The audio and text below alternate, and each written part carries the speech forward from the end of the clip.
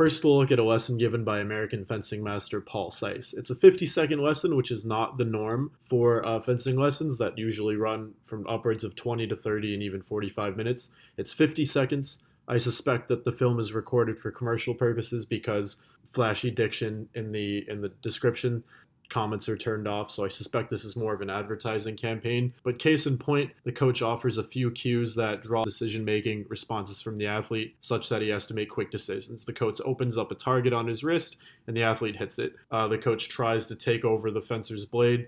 The fencer does what we call a disengage. That is, he moves the tip of his blade and then hits a target in rapid succession, as you'll see right here. There's a lot to unpack in a 50-second lesson, so I'm going to just focus on the fact that Sise uses cues to draw a response from the fencer that seems to be a quick sort of twitch muscle memory reaction. This comes at the expense of technique. You'll see that the fencer's right hand is flailing a bit and he struggles to maintain balance, but the upshot of it is that the fencer can execute rapid decisions that he has to make at a moment's notice. So the lesson begins with the coach slowly offering wrist targets. This won't really happen in a bouting environment, but this lesson doesn't seem to be tasked with replicating a bouting environment. Then movement is introduced and the athlete continues to hit available targets.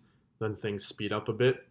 The coach moves from using just his wrist to integrating blade movement. The fencer responds by avoiding the coach's blade and hand extending to hit central target. So what the upshot of this is that, I see target, I hit target essentially. However, I was a bit concerned with this lesson it doesn't replicate a realistic bouting environment. I suspect that this 50-second lesson is more used as a sort of advertising campaign. I dug up a document by Sise. Sise essentially he gives 42 different sample lessons that he and another coach co-author, but he also provides at the start of the document a breakdown of ideal lesson.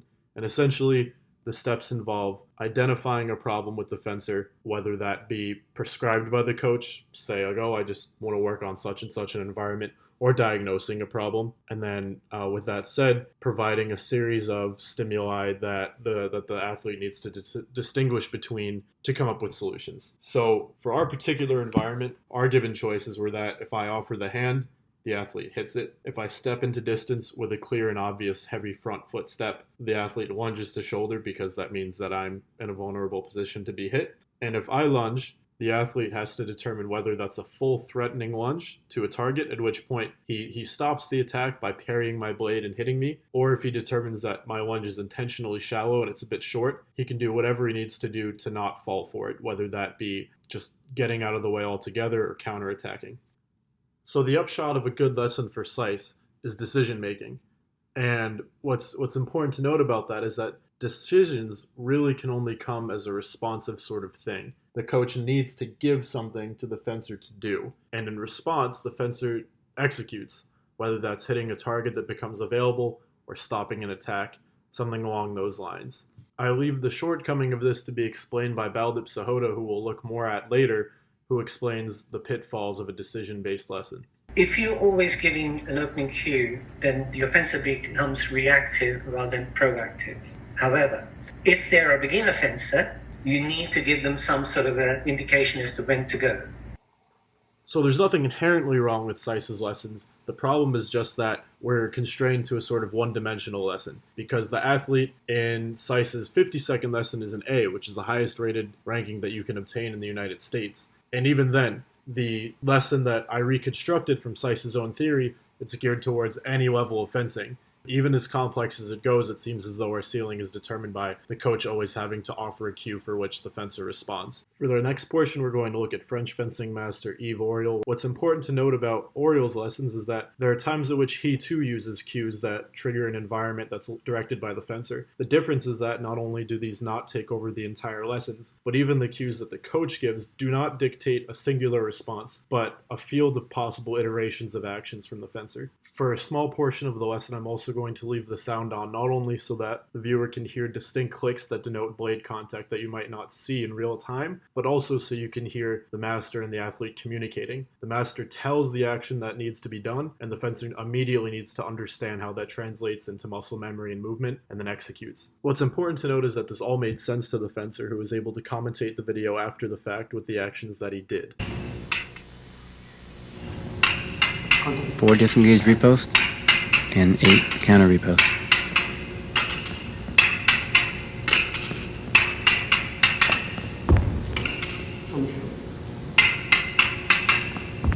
followed by a disengage and a lunge.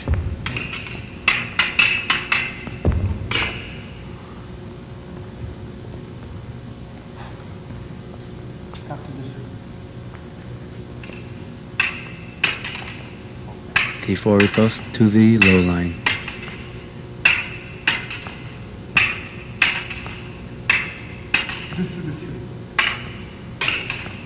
Now a low high riposte.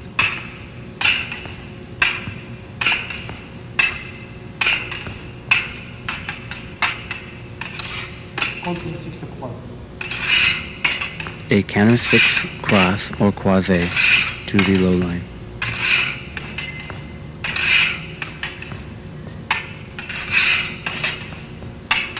Then add the counter riposte.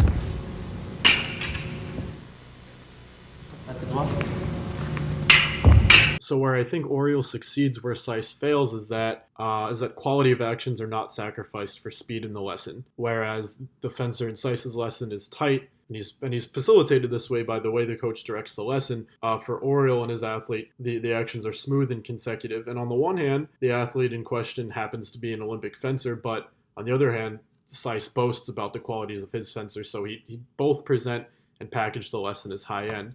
The other big difference, however, is that where Sise might succeed, that is that for Auriol, there really is no decision making on the part of the athlete. Things just happen, and as you can hear, the coach is announcing to the fencer what's going to happen.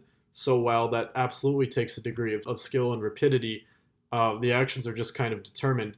Whereas for Sise, the main thrust is decision making. Even if it's not the prettiest, and even if it's not the most technical, and even if it's not the most realistic, it sort of trains decision-making, whereas Auriol trains repetitions. Then there's Baldip Sahota, who coaches Team Great Britain's national parafencing team. Whereas for Paul Sise, the lesson is based on decisions, if A then B, or if C then D. And for Coach Auriol, the cue provides a sort of environment in which the fencer has multiple iterations of an action to do.